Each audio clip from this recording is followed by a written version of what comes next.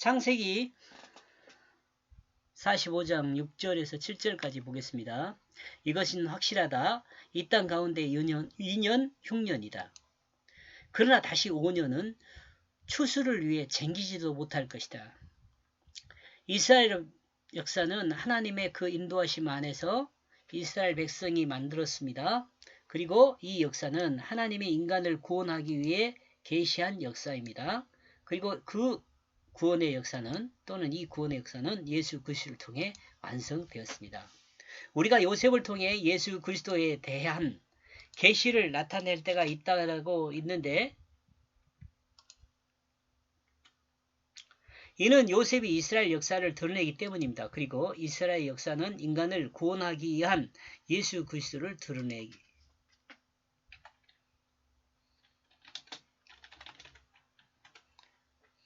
이러므로 이 요셉에게서도 예수 그리스도의 그 모습이 보이는 거죠.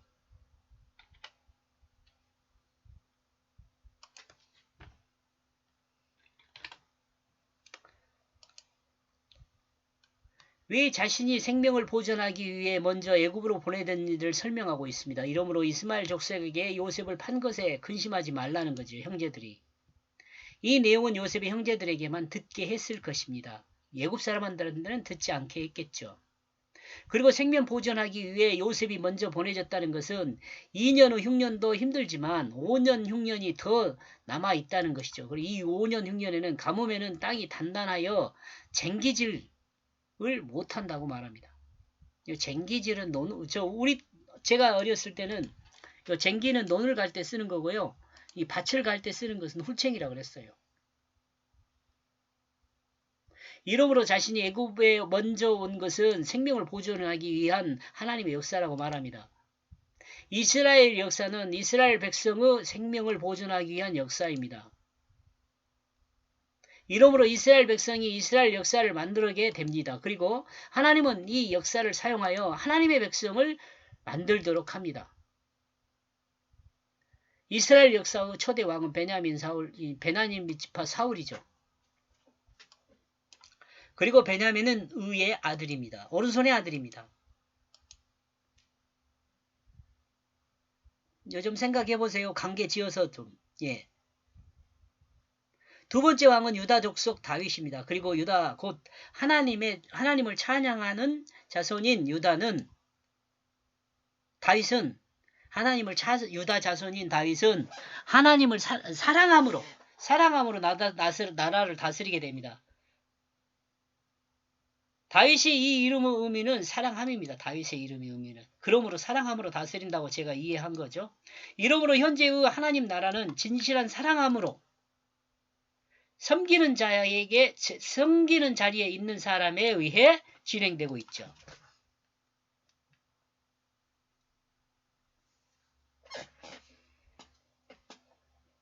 이 사람이 구원받은 사람이죠. 어떤 사람요? 진실한 사랑에 섬기는 사람이 구원받은 사람입니다.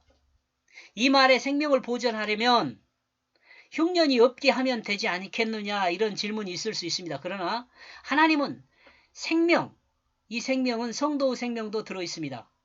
이 생명에는 성도들의 생명도 들어있습니다. 하나님은 생명을 보존하기 위해 애굽을 모판으로 사용했다는 뜻입니다. 이 뜻은 이들의 조상인 아브라함에게 이미 말했었습니다. 그리고 이 이스라엘 역사와 이스라엘 백성을 통해 하나님 백성의 생명을 보존하게 되는 것입니다.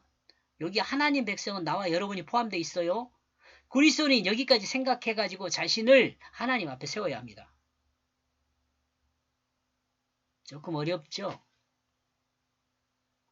이렇게 어려우니까 유대인들이나 서기관 바리새인들이 하나님 말씀을 이해하지 못했을 수도 있어요. 그리고 이스라엘 역사와 이스라엘 백성을 통해 하나님 백성의 생명을 보존하게 되는 것입니다. 여기서 하나님 백성은 뭐라고요? 나와 여러분도 같이 들어있단 말이에요. 그리스도는 여기까지 생각하고 자신을 하나님 앞에 세워야 합니다. 7절. 그러므로 하나님이 나를 보냈다. 여기서 나는 요셉입니다.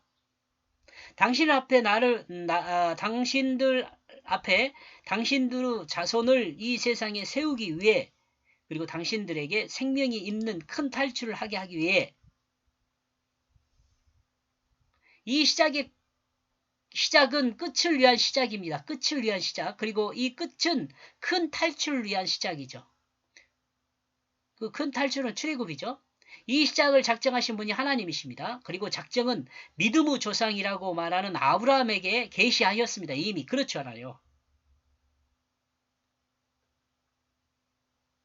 하나님은 이스라엘 백성을 이 세상에 세우기 위해 요셉을 이 땅에 보냈습니다. 이 땅은 애굽이죠.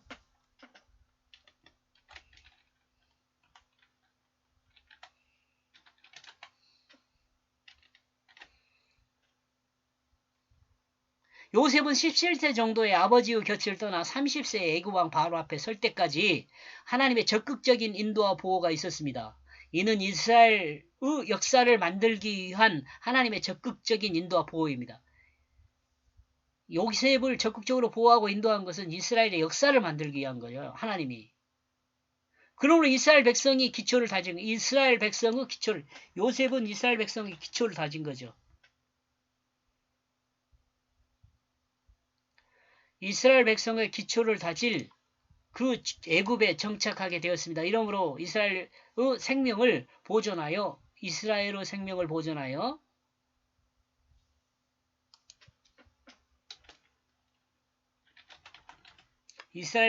생명을 보존하여 온전한 이스라엘이 될 준비를 한 거죠.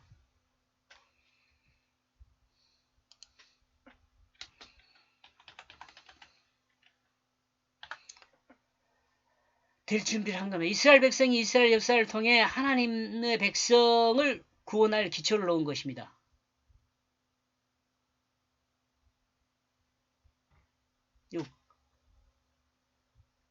복잡하지 꼭 꽈서 이야기하고 싶은 것이 아닌데 이렇게 꽈서 이야기한 것 같이 들리네요.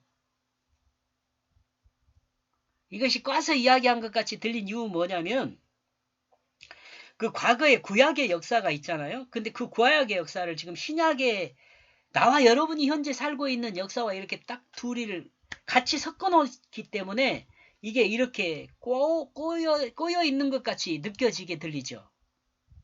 근데 꼬여 있는 것이 아닌 것을 설명하려고 하는데 이렇게 됩니다. 이따가 마무리하는 부분에서 좀 어떻게 되는가 보겠습니다.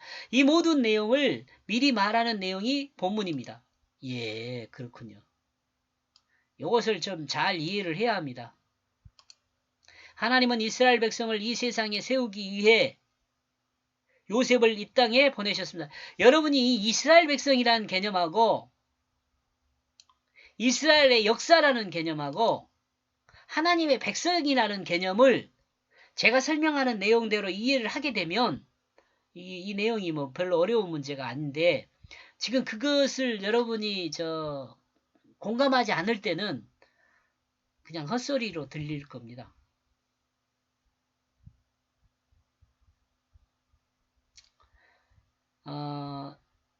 이 모든 내용을 미리 말하는 내용이 본문입니다. 이 모든 모든 내용을 미리 말하는 것이 본문이라는 거죠.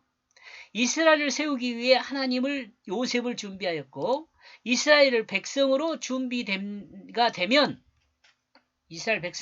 되면 그들이 하나님이 약속한 땅으로 들어가게 될 것을 드러내는 계시입니다. 이 말은 요셉의 입으로 말하면서도 이 말의 의미가 무엇인지 요셉은 몰랐을 수 있습니다.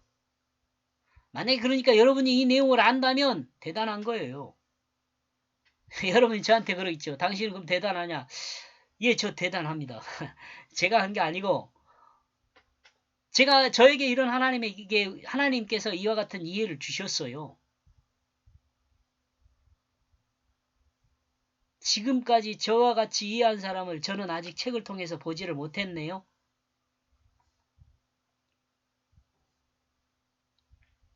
이 말은 요셉의 입으로 말하면서도 이 말의 의미가 무엇인지를 요셉이 몰랐을 수 있습니다. 왜 몰랐죠?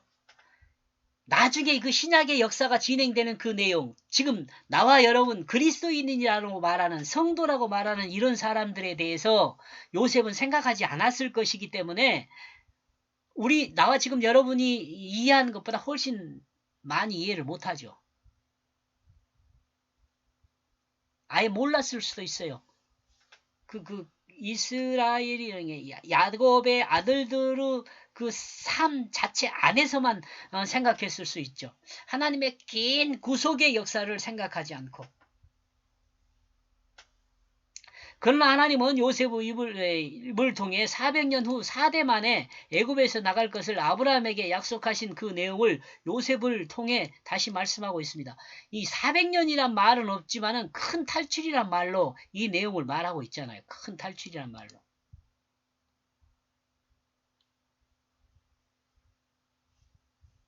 그리스도인의 삶은 이 안에 있습니다.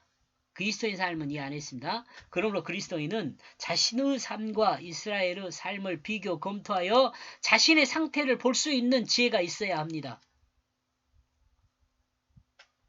여기까지 보겠습니다. 고맙습니다.